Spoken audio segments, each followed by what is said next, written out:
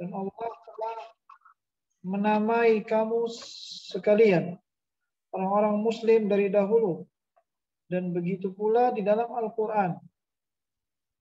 Artinya sejak dahulu Allah telah menamakan kita sebagai muslim. Untuk itu Asy-Syaikh di antaranya Asy-Syaikh Shalih Al-Fauzan hafizahullah menjelaskan tentang ayat ini.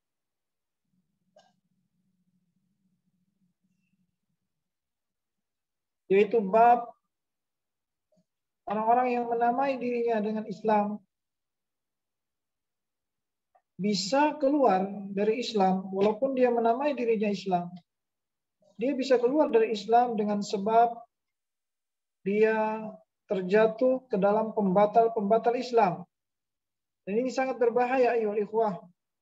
Tanpa kita sadari, tanpa kita rasakan, seseorang bisa masuk, bisa keluar dari Islam disebabkan pembatal-pembatal yang dia lakukan atau dia ucapkan.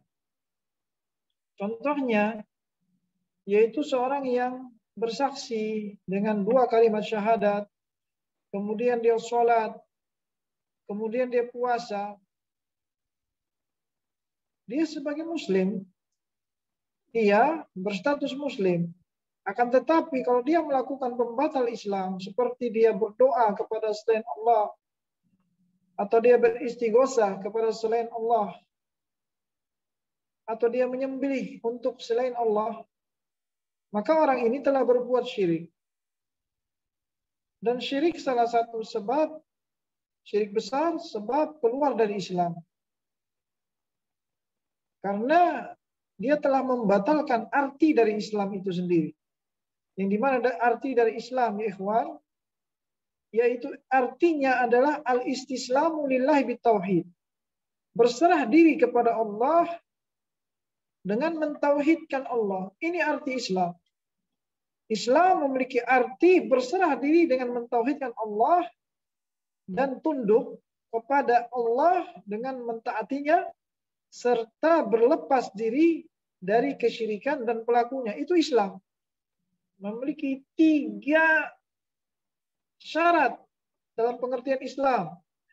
Yang pertama, berserah diri dengan mentauhidkan Allah. Yang kedua, patuh terhadap aturan Allah, mentaati Allah. Yang ketiga adalah berlepas diri dari syirik dan pelakunya. Inilah Islam. Maka jika seorang dia melakukan suatu amalan ibadah, atau dia berkata dan berucap suatu ucapan, tapi dia memiliki keyakinan yang menyelisih Islam, seperti dia meyakini adanya yang berhak disembah selain Allah, maka dia bukan muslim, walaupun dia menisbatkan dirinya kepada Islam. Dan ini banyak terjadi. Maka sebaiknya seorang muslim berhati-hati. Dengan cara apa? Dengan cara belajar.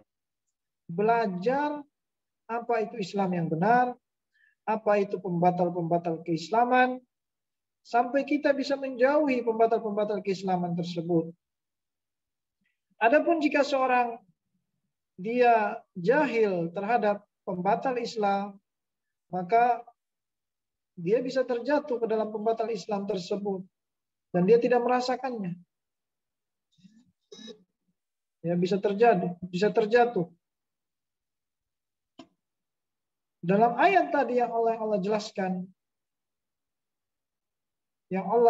huwa sammakumul muslimina min qablu wa fi hadza, dan dia Allah telah menamakan kalian sebagai muslim sejak sebelumnya dan dalam ayat Al-Quran ini. Ini maksudnya adalah agama Islam, agamanya Nabi Ibrahim. Agama Nabi Ibrahim, agama tauhid, agama ikhlas dalam ibadah karena Allah Azza wa Jalla, agama berlepas diri dari syirik. Ini agamanya siapa? Agamanya nenek moyang kita Nabi Ibrahim alaihissalam. Maka siapa yang menyelisihi agama Ibrahim ini, dia kafir, dia musyrik kepada Allah Subhanahu wa taala. Karena apa? Agama Nabi Ibrahim yang beliau bawa ini adalah dakwahnya seluruh rasul. Semua rasul Allah mengajak kepada Islam yang berupa artinya berserah diri dalam mentauhidkan Allah Azza wa Jalla, mematuhi Allah dan berlepas diri dari syirik. Itu Islam. Ya. Mengajak kepada mengikuti ibadah yang benar, yaitu ibadah hanya kepada Allah Subhanahu wa taala dan meninggalkan peribadatan kepada selain Allah Subhanahu wa taala. Inilah dakwah seluruh rasul. Inilah dakwah Islam. Allah berfirman, "Wa laqad ba'atsna fi kulli ummatin rasulan an i'budullaha wajtanibut taghut." Dan kami telah mengutus kepada setiap umat seorang rasul. Dakwah mereka sama. Apa itu? Sembahlah kalian hanya kepada Allah dan jauhilah taghut, yaitu setiap sesembahan kepada selain Allah. Surat An-Nahl ayat 36. Allah juga berfirman dalam surat Al-Anbiya ayat 25, "Wa ma arsalna min qablika min rasulin illa nuhi ilaihi annahu la ilaha illa ana fa'budun." Dan tidaklah kami mengutus sebelummu seorang rasul pun, melainkan kami wahyukan kepada mereka untuk menyampaikan bahwa tidak ada Tuhan yang berhak disembah kecuali saya, kecuali Allah Subhanahu wa taala. Fa'buduni, maka sembahlah aku, kata Allah. Itulah Islam. Agamanya para rasul. Mentauhidkan Allah, berlepas dari syirik. Kemudian dalil yang berikutnya yaitu dalil dari hadis tentang hukum keluar dari identitas muslim. Siapa yang keluar dari identitas sebagai muslim? Yaitu hadis diriwayatkan oleh Al-Harith Al-Ash'ari radhiyallahu anhu. Hadis ini diriwayatkan Imam Ahmad juga Imam Tirmidzi dari Al-Harith Al-Ash'ari radhiyallahu anhu, dari Nabi yang mulia sallallahu alaihi wasallam. Beliau bersabda, "Amurukum bi khamsin Allahu amarani bihin. As-sam'u wat ta'atu wal jihadu wal hijratu wal jamaah. Fa innahu man khalafa al jama'ata qida shibrin faqad khala'a ribqatal Islam min unuqihi illa an yarji'a wa man da'a bi da'wal jahiliyati fa innahu min jutha jahannam." Faqala rajulun, "Ya Rasulullah, wa in salla wa sama?" Qala, "Wa in salla wa sama fad'u bi da'wallahi alladhi sammakumul muslimin wal mu'minin ibadallah." Hadis ini hasan sahih, yang artinya, aku memerintahkan kepada kalian 5 perkara yang telah Allah perintahkan kepadaku: mendengar, taat, artinya taat kepada siapa? Pemerintah.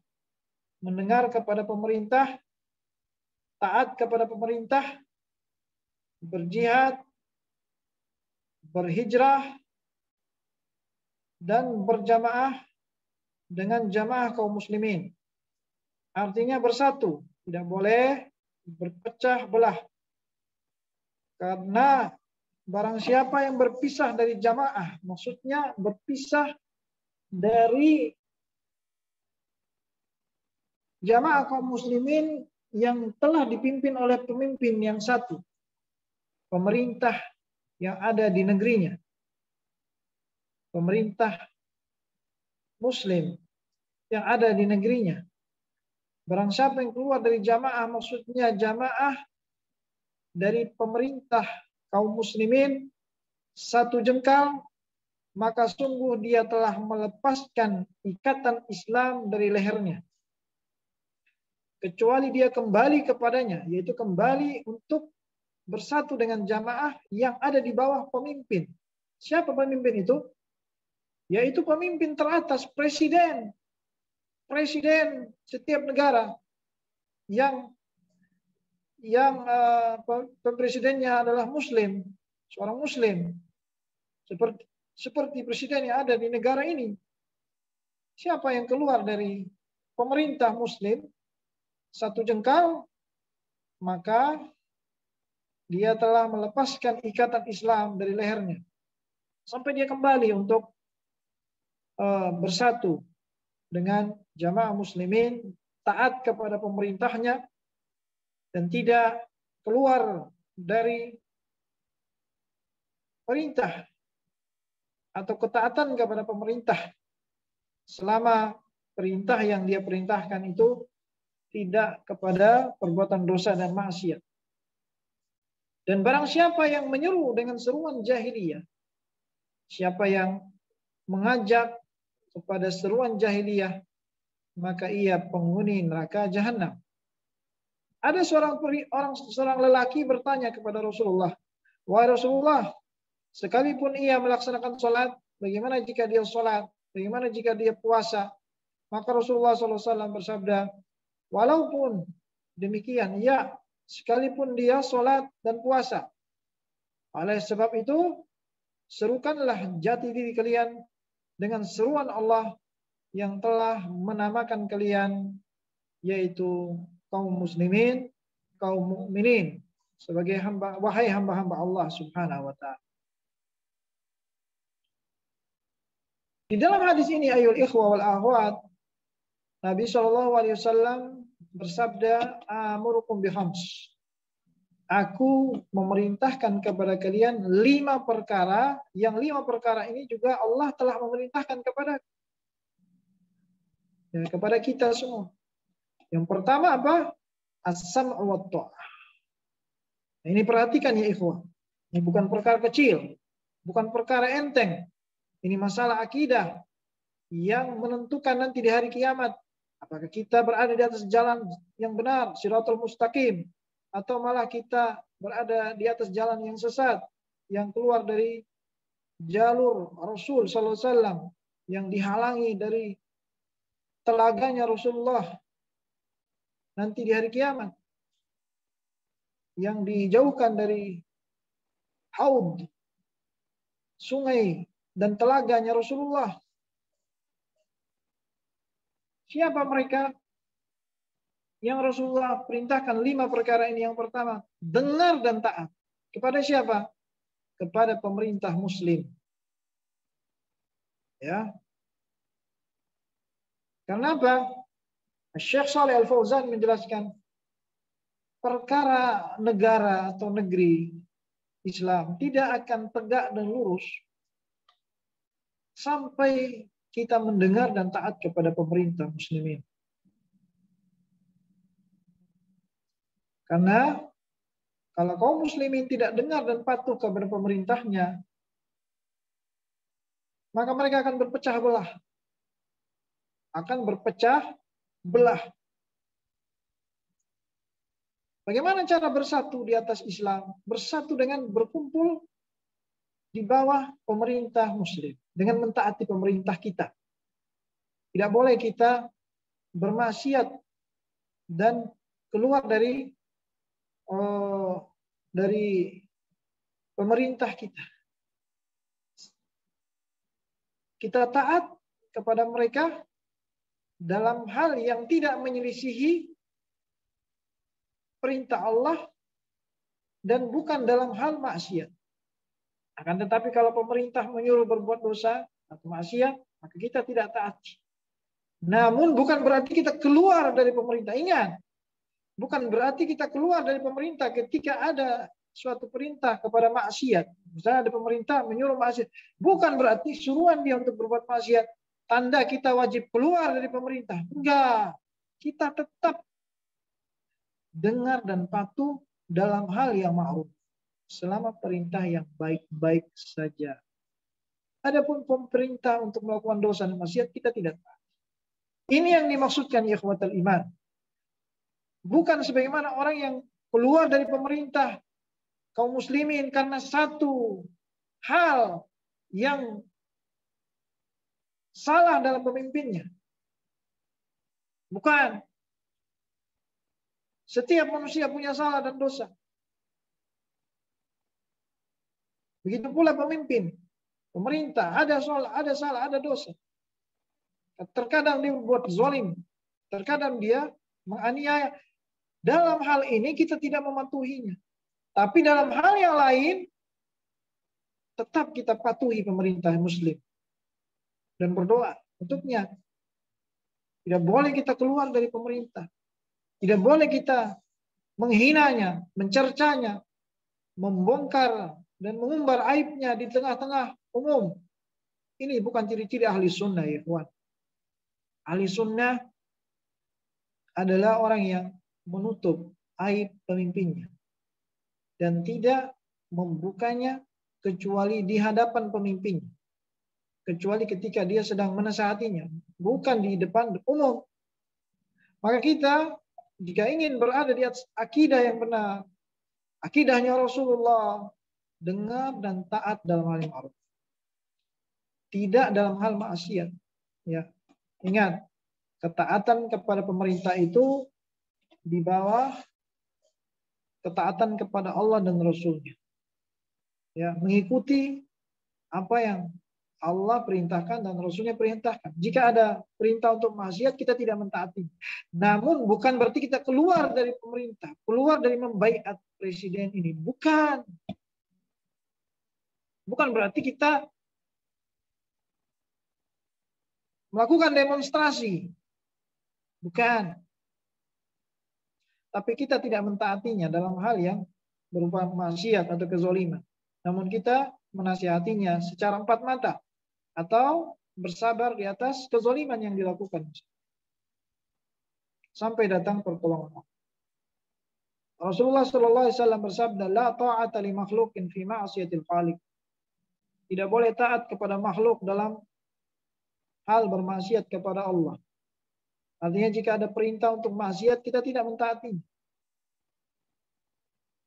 Maka ahli sunnah sebagai seorang muslim yang sejati, yang pertama yang membedakan dia dengan akidah-akidah yang menyimpang dari akidah salaf adalah mendengar dan taat kepada pemerintah.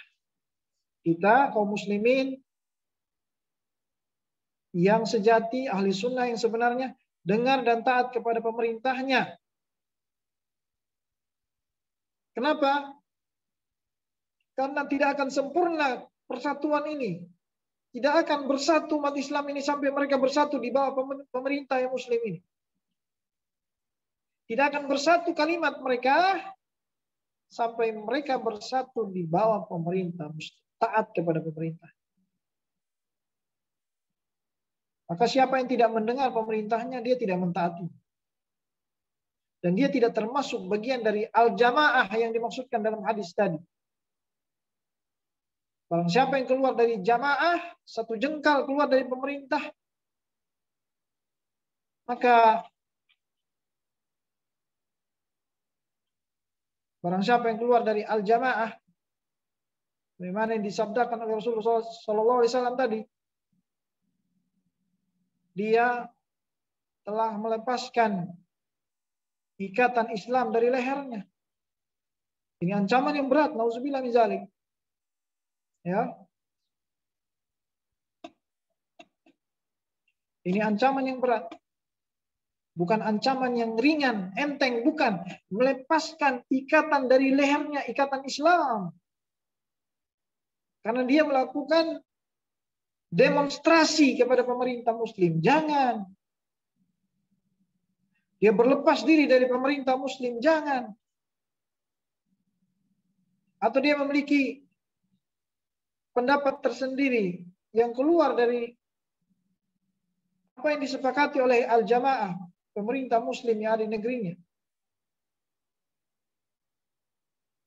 sehingga dia ingin keluar dari pemerintah kaum muslimin. Maka kalau kita ingin bersatu Islam ini, bersatulah di bawah pemimpin muslim, walaupun pemimpin muslim itu bukan orang yang sempurna agamanya, yang memiliki banyak kekurangan, walaupun itu perintah yang pertama, ikhwan. Ingat, jika kita mau menjadi bagian dari muslim sejati, ikuti perintah yang pertama tadi. Jangan melakukan demonstrasi, jangan keluar dari pemerintah Islam ini. Pemerintah muslim, pemerintah negara kita, jangan keluar. Ya, jangan mengumbar-umbar kesalahan pemimpin di media sosial, jangan. Ini satu tanda seorang ahli bid'ah, pengikut hawa nafsu. Tanda penyimpangannya ketika dia menyindir pemerintah di depan umum. Ya. Yang kedua yang Rasul perintahkan kepada kita adalah beliau bersabda, wal jihadu fi sabilillah, dan berjihad di jalan Allah. Berjihad di jalan Allah di sini untuk apa? Berjihad untuk meninggikan kalimat Allah. Ini tujuan jihad di jalan Allah, maksudnya berjihad untuk mengangkat kalimat Allah Subhanahu wa taala agar kalimat Allah itu di atas. Bukan berjihad karena kepentingan tertentu, tapi ingin mengangkat kalimat Allah Subhanahu wa taala. Allah memerintahkan kita untuk berdakwah terlebih dahulu. Ini metode ahli sunnah di dalam berdakwah. Mereka tidak langsung berjihad. Ingat. Sebagaimana yang dilakukan oleh sebagian orang-orang yang menyimpang dari ahli sunnah. Mereka berjihad sebelum berdakwah. Mereka membunuh sebelum berdakwah. Ini keliru, ini penyimpangan. Ahli sunnah berdakwah terlebih dahulu. Mengajak orang-orang kafir, mengajak orang-orang musyrik untuk masuk Islam. Karena ini agama Allah. Agama Islam adalah agama Allah. Yang menyelisihi agama Allah, dia telah keluar. Dia telah mengikuti agama yang keliru. Maka dia harus berdakwah terlebih dahulu kepada Islam. Jika ada yang menerima dakwanya, maka bersyukur, alhamdulillah. Tapi orang yang menolak untuk menerima dakwanya, jika ada yang menolak dakwahnya, dakwah Islam ini baru ada syariat berikutnya, jihad. Dan jihad ini untuk mengangkat kalimat Allah. Ini yang dilakukan Rasulullah SAW. Beliau berdakwah terlebih dahulu sebelum beliau berjihad. Tidak seperti kalangan teroris saat ini. Mereka berjihad terlebih dahulu, kemudian mereka menguasai suatu tempat karena tanpa mereka berdakwah. Ini penyimpangan. Yang Rasulullah lakukan berjihad itu tidak langsung. Dia hanya berdakwah terlebih dahulu. Di awal beliau mengajak terus kepada Islam. Jika mereka menolak, baru beliau umumkan jihad untuk tujuannya untuk mengangkat kalimat Allah Azza wa Jalla dan menghapus kesyirikan dari muka bumi ini. Ini tujuan jihad, ikhwan. Allah Azza wa Jalla berfirman dalam surat Al-Anfal ayat 39. وَقَاتِلُوهُمْ حَتَّى لَا تَكُونَ فِتْنَةٌ وَيَكُونُ الدِّينُ كُلُّهُ لِلَّهِ. Dan berjihadlah dan berperanglah dengan mereka sampai tidak terjadi fitnah. Apa yang dimaksudkan dengan fitnah di sini? Tidak tersebar kesyirikan. Dan agar agama ini semuanya adalah milik Allah. Ini tujuan jihad. Maka Allah mensyariatkan jihad. Kenapa? Karena agama Islam, agama yang diridhai Allah, yang harus diikuti oleh umat manusia. Dan Allah tidak ridho di muka bumi ini ada agama sebagian untuk Allah, sebagian untuk selain Allah. Kenapa? Karena bumi ini yang menciptakan siapa? Yang menciptakan Allah. Penghuni bumi yang menciptakan siapa? Allah. Yang memberi rizki kepada mereka Allah. Yang menghidupkan dan yang mematikan Allah Azza wa Jalla. Yang mengatur alam semesta ini juga Allah. Maka yang berhak diibadahi siapa? Allah Azza wa Jalla yang berhak kita sembah, yang berhak kita ibadahi. Maka tidak ada agama yang benar, yang diterima, kecuali agama Allah, agama Islam. Allah berfirman, afa ghayra dinillahi yabghuna wa lahu aslam man fis samawati wal ardi taw'an wa karha. Apakah selain agama Allah yang mereka harapkan, yang mereka inginkan? Padahal kepada Allah seluruh yang di langit dan di bumi berserah diri. Suka ataupun terpaksa. Mereka berserah diri kepada Allah. Seluruh yang di muka bumi ini berserah kepada Allah. Allah mengatur mereka, Allah mengatur kehidupan mereka, memberi rizki kepada mereka, membagi hujan, memberikan penerangan matahari siang dan malam. Allah atur kepada mereka. Tau'an wa karhan. Baik mereka suka atau tidak suka, Allah atur. Maka semua makhluk ikhwan, semua makhluk di muka bumi ini, semua tunduk kepada aturan Allah dan alam semesta ini Allah atur. Mereka itu nggak bisa ngapa-ngapain. Mereka tunduk dan patuh terhadap alam semesta ini. Allah memberikan siang hari di sini. Kemudian nanti siang hari sebelah Allah membagi hujan ke kota ini. Sana diberikan kemarau. Allah menciptakan orang ini berwarna kulit putih, sana hitam. Memberi rizki ini kepada yang keluasan rizki. Yang ini kepada yang kesempitan rizki. Mereka hanya pasrah kepada Allah. Semua manusia itu aslama artinya berserah diri kepada Allah dalam arti aturan Allah, takdir Allah. Allah atur dan mereka hanya pasrah kepada Allah dan tunduk kepada aturan Allah Subhanahu wa taala. Maka agama Islam adalah agama Allah yang wajib diikuti oleh setiap manusia. Dan Allah tidak menerima dari seorang pun pada hari kiamat selain dia membawa agama Islam.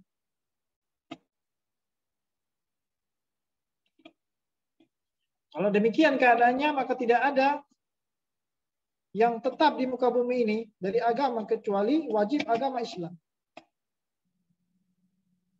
Ya boleh ada yang tegak di muka bumi ini kecuali agama Islam. Itu yang Allah ingini. Maka bagaimana agar agama Islam ini tegak di muka bumi ini? Dengan berdakwah, kemudian dengan jihad. Untuk menyatukan ibadah kaum muslimin. Ini tujuan disyariatkannya jihad ya ikhwatal iman. Agar semua manusia beribadah hanya kepada Allah Azza wa Jalla. Ya. Bukan ada tujuan tertentu, bukan tujuan politik atau ekonomi, tidak. Agar kalimat Allah itu tinggi, agar di muka bumi ini hanya Allah yang disembah.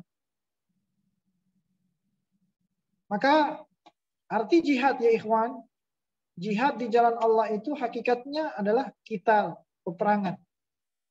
Yaitu berperang dengan orang-orang musyrikin apabila mereka enggan untuk menerima Islam setelah didakwahkan. Dan berjihad ya ikhwatal iman itu merupakan kewajiban bagi setiap muslimin dari zaman ke zaman. Dari zaman sampai hari kiamat nanti. Syariat jihad itu ada. Dan ini wajib bagi setiap lelaki muslim. Sesuai dengan kemampuannya. Allah subhanahu wa ta'ala berfirman, Kutiba alaikumul qitalu wa huwa kurhul lakum. Diwajibkan atas kalian berperang. Sedangkan berperang itu amat tidak disukai oleh kalian, dibenci oleh kalian. Tentu dibenci karena harus mengorbankan jiwa dan raga. Allah berfirman, wa asa an takrahu syai'an wa huwa khairun lakum. Boleh jadi kalian membenci sesuatu, yaitu jihad. Padahal itu baik bagi kalian. Wa asa an tuhibbu syai'an wa huwa syarrun lakum. Dan boleh jadi kalian menyukai sesuatu, padahal itu buruk bagimu. Di dalam ayat ini menjelaskan jihad itu merupakan kewajiban. tetapi sesuai kemampuan. Sesuai dengan kemampuan. Begitu pula kemampuan kaum muslimin yang berada di suatu wilayah. Mampu nggak mereka melawan orang-orang musyrikin? Apabila kaum muslimin memiliki kekuatan dan memiliki kemampuan untuk memerangi tentara musyrikin, sebagaimana di zaman Nabi SAW dahulu, beliau dan sahabatnya memiliki kemampuan untuk memerangi tentara kaum musyrikin. Jika kita memiliki kemampuan, maka jihad itu merupakan kewajiban. Wajib untuk berjihad, melawan suatu kelompok musyrikin. Maka Syekh Shalih Al-Fauzan hafizahullah menjelaskan harus ada syariat jihad. Jihad itu tetap ada, tapi sesuai dengan kemampuan bagi kaum muslimin. Jika mereka melihat mereka memiliki kemampuan untuk melawan suatu negeri musyrikin setelah didakwahkan, maka mereka wajib berjihad.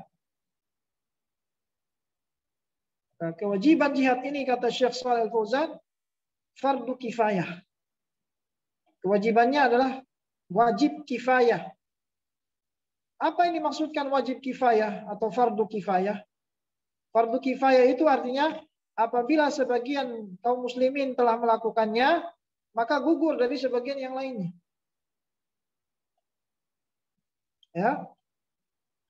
Artinya jika sudah cukup sebagian kaum muslimin untuk melakukan jihad, maka sebagian lainnya hukumnya menjadi sunnah. Ya. Tapi kalau sebagian belum mencukupi atau tidak ada yang mengikuti jihad, maka menjadi fardu ain. Atau jika tidak ada yang berjihad sama sekali, maka menjadi dosa. Maka jihad ikhwatal iman hukumnya fardu kifayah dan merupakan suatu kewajiban yang dilakukan oleh sebagian kaum muslimin. Namun jika kaum muslimin belum memiliki kemampuan, Syekh Shalih Al-Fauzan menjelaskan, jika kaum muslimin belum memiliki kemampuan dari segi kekuatan jihad mereka, maka mereka menunggu dan mempersiapkan kekuatan mereka sampai mereka menjadi kuat dan sudah memiliki kekuatan dan prasangka yang Zannul Ghalib, mereka akan menang. Sebagaimana dahulu Rasulullah SAW, beliau tidak berjihad selama 13 tahun. 13 tahun beliau berdiam di Makkah. Apakah beliau di Makkah berjihad? Tidak. Karena beliau belum memiliki kekuatan. Para sahabat masih sedikit. Kemudian sampai beliau berhijrah ke Madinah, para sahabatnya sudah mulai banyak, kekuatannya mulai terkumpul, baru ada perintah jihad. Ya. Karena saat itu kaum muslimin telah kuat, telah memiliki kekuatan untuk berjihad di zaman setelah beliau berhijrah. Setelah Rasulullah berhijrah ke Madinah, maka Allah perintahkan jihad, mewajibkan jihad. Karena mereka memiliki kemampuan. Maka jihad ya ikhwatal iman tidak sembarangan seperti yang dilakukan oleh sebagian orang-orang yang menyangka bahwa mereka memiliki kekuatan. Orang-orang Khawarij yang ada di Irak, di Syam, mereka berjihad dan merasa memiliki kekuatan. Padahal belum memiliki kekuatan. Dan mereka menyimpang dalam masalah akidah mereka. Menyimpang. Di samping itu mereka menyimpang, mengkafirkan kaum muslimin, ya, keluar dari jamaah, dari pemerintah, dari ketaatan kepada pemerintah. Ya, jadi jihad ya ikhwatal iman memiliki hukum dan tahapan. Tidak bisa seorang mengumpulkan jamaahnya kemudian dia berjihad, tidak. Jihad itu berada di bawah bendera pemimpin, di bawah perintah dari pemerintah yang sah. Ingat, di bawah perintah dari pemerintah yang sah, bukan di bawah perintah dari suatu komunitas yang tidak sah, sebagaimana dilakukan oleh orang-orang Khawarij. Itu perintah yang kedua, ya ikhwatul iman. Perintah yang ketiga yang diwajibkan oleh Rasulullah SAW adalah berhijrah. Apa itu berhijrah? Berhijrah itu diambil dari kata al-hajru, yang artinya meninggalkan. Meninggalkan. Itu arti dari hijrah. Meninggalkan negeri. Secara bahasa hijrah artinya meninggalkan sesuatu.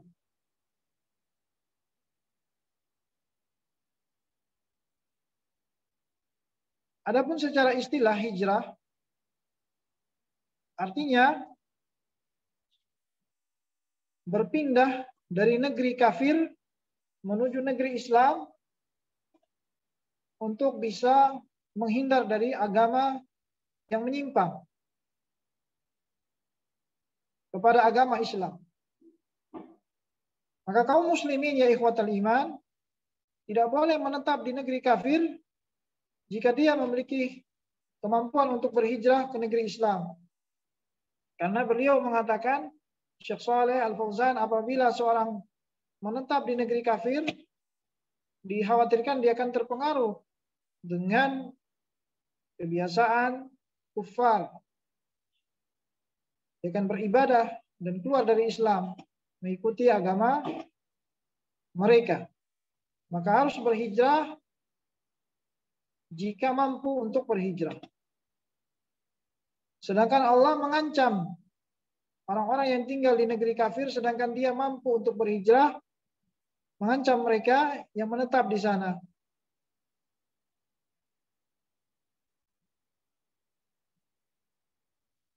Sedangkan mereka memiliki kemampuan untuk berhijrah. Allah Ta'ala berfirman,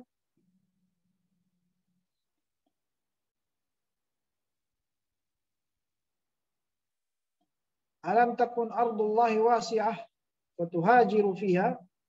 Bukankah bumi Allah ini luas dan kalian bisa berhijrah darinya?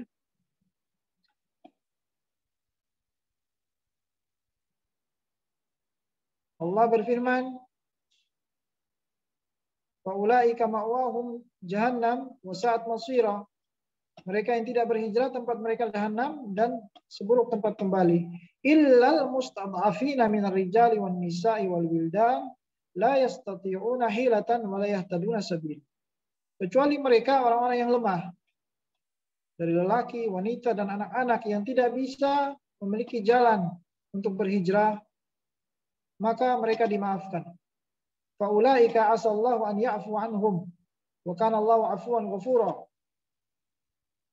Mereka lah orang-orang yang Allah maafkan. Wa man yuhajir fi sabilillah yajid fil ardi muraghaban katsira wa sa'ah. Barang siapa yang berhijrah di jalan Allah, maka dia akan mendapati bumi Allah itu longgar baginya dan memiliki keluasan. Maka alhasil, ya ikhwatal iman, berhijrah ini merupakan kewajiban. Dan dia bagian dari amalan utama yang Allah iringi dengan jihad. Allah katakan alladzina amanu wa hajaru wa jahadu bi amwalihim wa anfusihim fi sabilillah.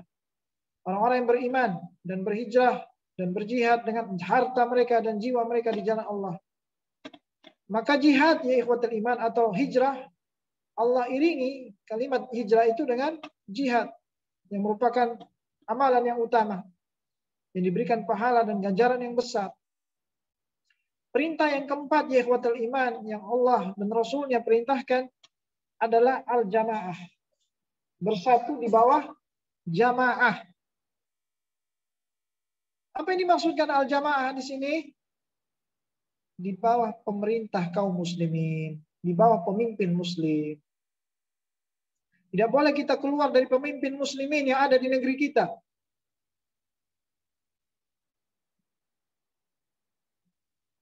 Karena kalau seorang dia bersama pemimpinnya, bersama kaum muslimin dan pemimpinnya, maka dia memiliki kekuatan, memiliki penjagaan. Apabila seorang keluar dari pemerintah kaum muslimin, ini memiliki bahaya. Akan bahaya pada agamanya, akan bahaya pada dirinya. Maka hendaknya ya ikhwatal iman, janganlah kita keluar dari pemimpin kaum muslimin. Dari presiden kita, jangan kita keluar dari aturan negara ini, nggak boleh.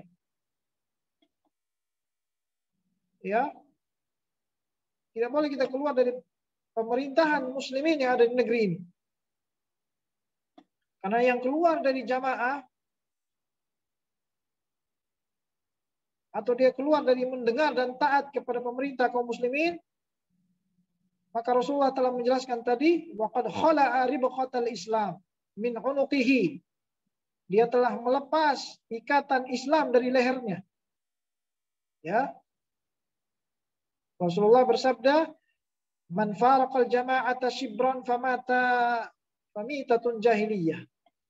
Barang siapa yang berpisah dari jamaah satu jengkal, maka dia mati dalam keadaan matinya orang jahiliyah, nauzubillah min dzalik. Maka wajib kaum muslimin ya ikhwatal iman untuk selalu bersama pemerintah kaum muslimin. Badan kita, pendapat kita harus bersama pemerintah kaum muslimin selama pendapat mereka tidak menyelisihi Al-Quran dan Sunnah.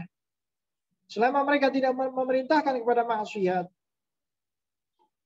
Nah, kita, badan kita, jasad kita ada di sini bersama pemerintah kita. Tidak boleh kita menyelisihi mereka. Begitu pula pendapat mereka yang mendatangkan maslahat bagi kaum muslimin. Tidak boleh kita keluar.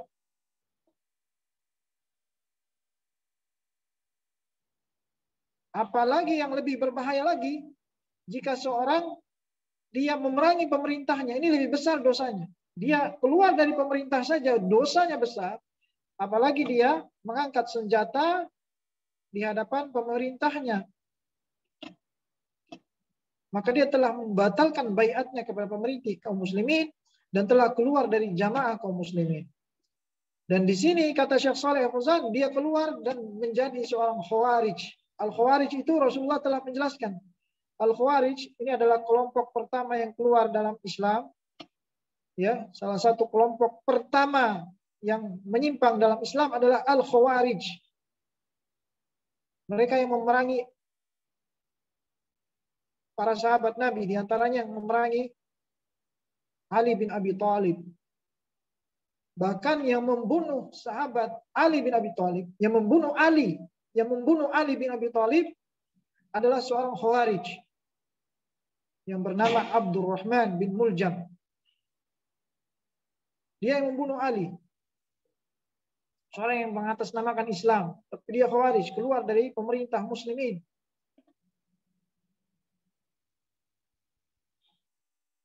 Maka orang yang seperti ini, orang khawarij, jika dia melawan pemerintah, kata Syekh Shalih Al-Fauzan, mereka itu wajib diperangi. Mereka itu yang melawan pemerintah muslim, mereka itu yang wajib diperangi. Misalnya ada orang yang ingin memerangi negara ini, dia yang wajib diperangi. Ya.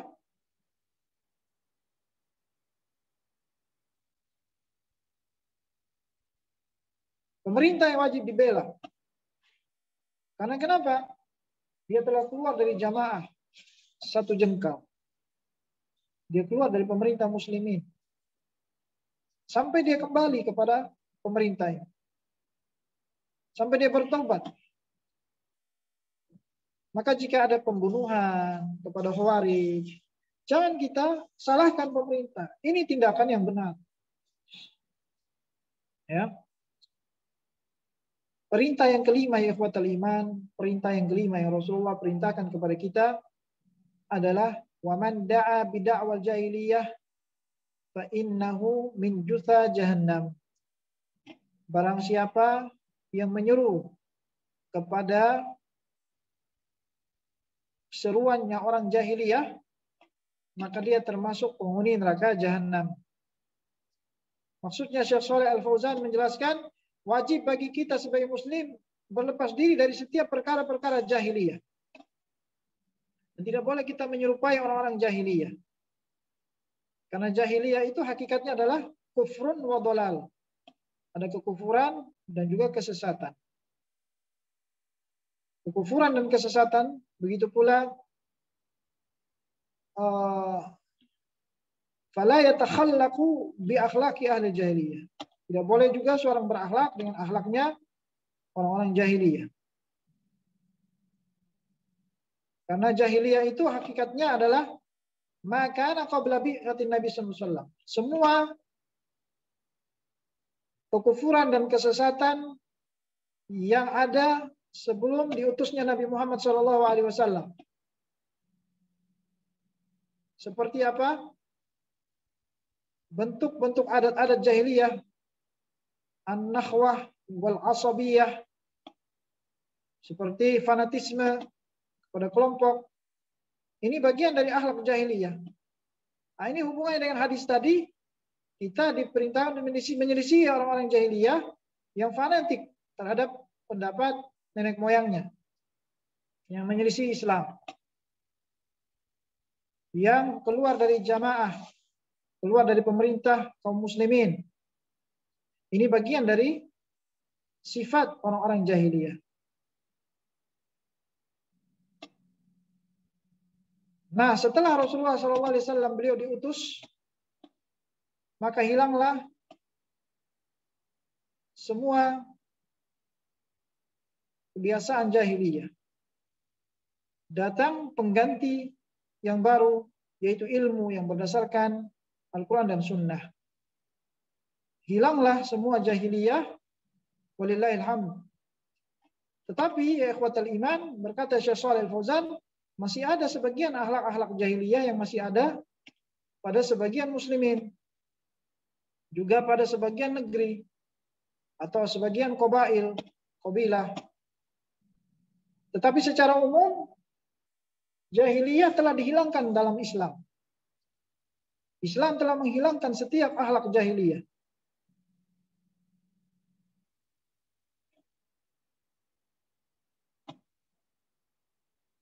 Rasulullah SAW bersabda, arba'un fi ummati min amril jahiliyah.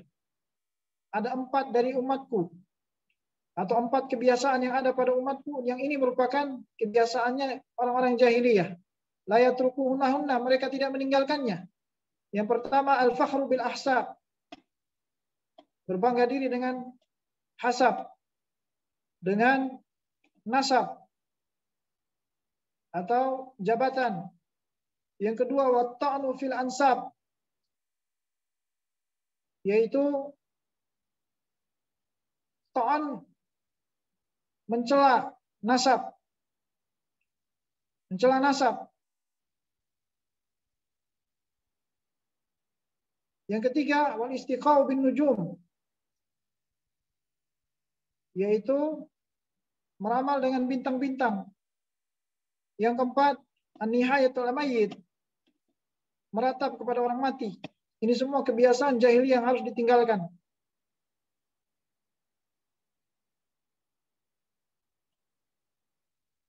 Rasulullah juga pernah menegur sebagian sahabat beliau yang masih memiliki kebiasaan jahiliyah. Seperti sebagian mereka dari kalangan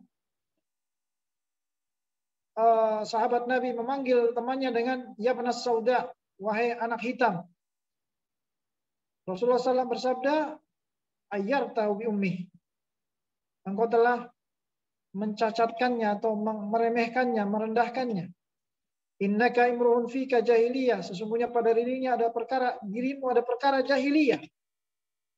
Pada dirimu ada sifat jahiliyah. Maka kita diperintahkan untuk menjauhi sifat-sifat jahiliyah, yaitu berbangga dengan hasab, kedudukan, jabatan, nasab, juga menghina nasab,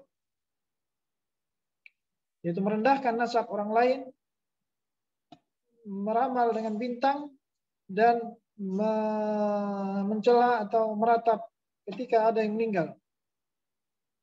Ini semua adalah perkara jahiliyah yang wajib kita jauhi. Kita wajib menjauhi setiap perkara jahiliyah seperti asabiyah al-qabaliyah, yaitu berbangga atau berfanatik dengan kabilah, nasab, atau dia berbangga dengan jasadnya. Maka seorang muslim, kata Syekh Shalih Al-Fauzan, kal jasadil wahid. Setiap muslim bagaikan jasad yang satu. Tidak boleh dia merendahkan muslim yang lain. Tidak ada perbedaan antara muslim yang satu dengan muslim yang lain illa bittaqwa, kecuali dengan ketakwaan. Tidak ada keutamaan pada nasab dan hasab bagi setiap muslim, kecuali yang mengutamakan mereka adalah takwahum, takwa kepada Allah Azza wa Jalla.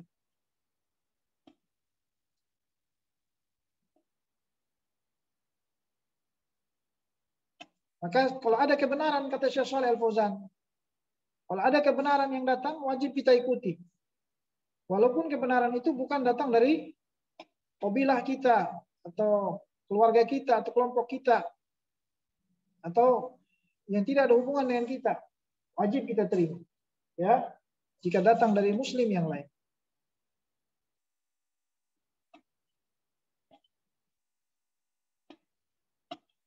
Sebagaimana dahulu di zaman Nabi SAW, orang-orang menyeru dengan seruan jahiliyah. Sebagian orang muhajirin mengatakan, ya dal muhajirin. Orang-orang ansar mengatakan, ya lal ansar. Wahai kelompok ansar. Maka Rasulullah SAW bersabda, ini adalah dakwah jahiliyah. Seruan jahiliyah. Saya ada di tengah-tengah kalian. Kalian menyeru dengan dakwah jahiliyah ini.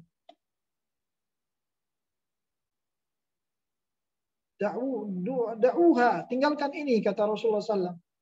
Fa innaha muntinah. Karena dakwah ini, seruan ini beracun. Maka tidak boleh bagi seorang itu berfanatisme dengan kabilah atau nasabnya atau dengan daerahnya, tidak boleh. Nabi SAW telah melarang hal itu. Karena itu perkara jahiliyah.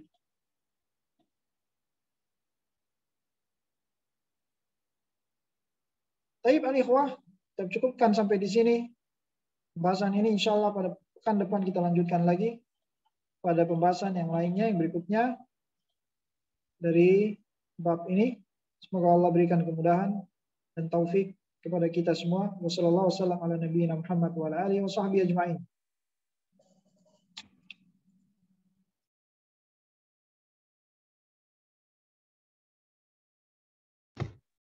Mungkin untuk pertanyaan belum ada Ustadz. Apakah ada nasihat terakhir Ustadz? Tafadhol jika ada yang ingin disampaikan. Baik. Intinya kesimpulan tadi ya ikhwatal iman, kita sebagai muslim hendaknya mengetahui bahwa Islam ini tidak hanya sekedar pengakuan dari lisan kita atau sebagai merubah identitas kita dari KTP muslim, non-muslim sebagai berpindah sebagai muslim. Hakikatnya Islam itu memiliki syarat-syarat, rukun-rukun yang wajib kita ikuti yang dapat mempertahankan status kita sebagai muslim jika kita ikuti dengan benar, dengan ilmu dan amal. Dan kita perlu ketahui di sana ada pembatal-pembatal Islam yang dapat membatalkan status kita dari muslim menjadi non-muslim karena pembatal tersebut.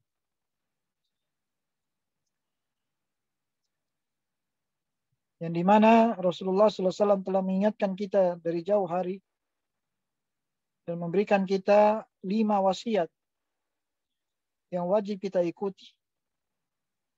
Yang pertama, mendengar dan taat kepada pemerintah. Itu pertama dan kedua. Dengar dan taat. dengar kepada pemimpin, juga taat kepada pemimpin kita yang telah dipilih dengan sah. Walaupun memiliki banyak kesalahan, kita hanya dengar dan taat dalam hal yang ma'ruf, dan tidak mentaati ketika ada yang menyelisihi perintah Allah dan Rasul, ketika menyuruh kepada maksiat.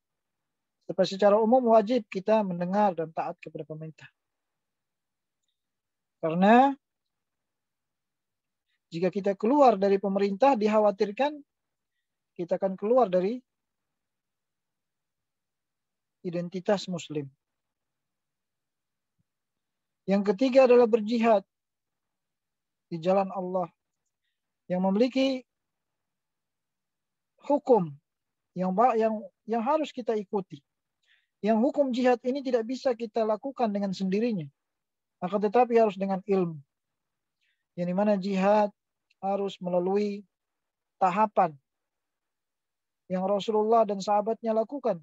Melalui yang pertama adalah berdakwah, tidak langsung berjihad. Kemudian jika berdakwah, jika ditolak oleh orang kafir dan musyrik, baru ada syariat jihad. Dan syariat jihad itu tidak dilakukan serta-merta tanpa ada aturan dari pemerintah. Semua ada arahan dari pemerintah. Dan sesuai dengan kemampuan, dilihat dari maslahat dan mafsadah. Ya, tidak seorang melakukan jihad tanpa mempertimbangkan kekuatannya terlebih dahulu. Dan tanpa melihat seruan dari pemimpin, seruan dari pemerintah. Diangkat senjata tanpa ada seruan dari pemerintah, ini keluar dari jamaah. Yang keempat, berhijrah. Berhijrah dari negeri kafir kepada negeri muslim. Ini merupakan kewajiban bagi setiap muslimin yang tinggal di negeri kafir, jika memiliki kemampuan, harta, dan bisa keluar dari negeri kafir, wajib baginya berpindah dari negeri kafir kepada negeri Islam. Dan yang kelima adalah jamaah. Artinya bersatu di bawah al-jamaah. Al-jamaah itu adalah sekelompok muslim yang ada di bawah pemerintah yang sah. Ya, pemerintah kaum muslimin. Tidak boleh kita keluar dari jamaah. Karena siapa yang keluar dari jamaah, maka dia telah keluar dari Islam. Dia telah melepaskan Islam dari lehernya. Nauzubillah min dzalik.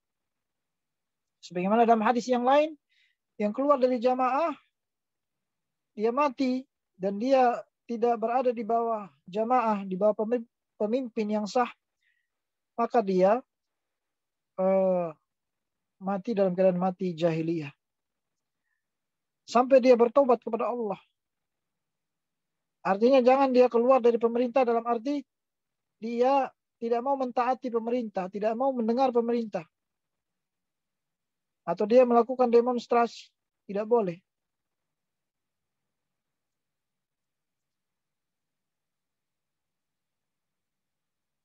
Juga kita dinasihatkan untuk menjauhi seruan jahiliyah yang telah dijelaskan tadi. Karena seruan daripada seruan jahiliyah ini menyebabkan seorang masuk ke dalam neraka jahanam.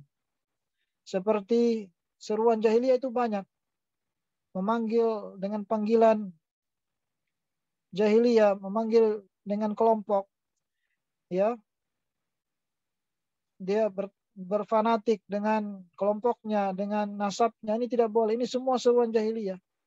Wahai putih, wahai orang putih, wahai orang hitam. Tidak boleh. Kalau kita menyeru pada saudara kita kaum muslimin, panggil ya akhi, wahai saudara. Jangan manggil wahai orang putih, wahai orang. Jangan. Ini semua seruan-seruan kepada kelompok, kepada nasab, kepada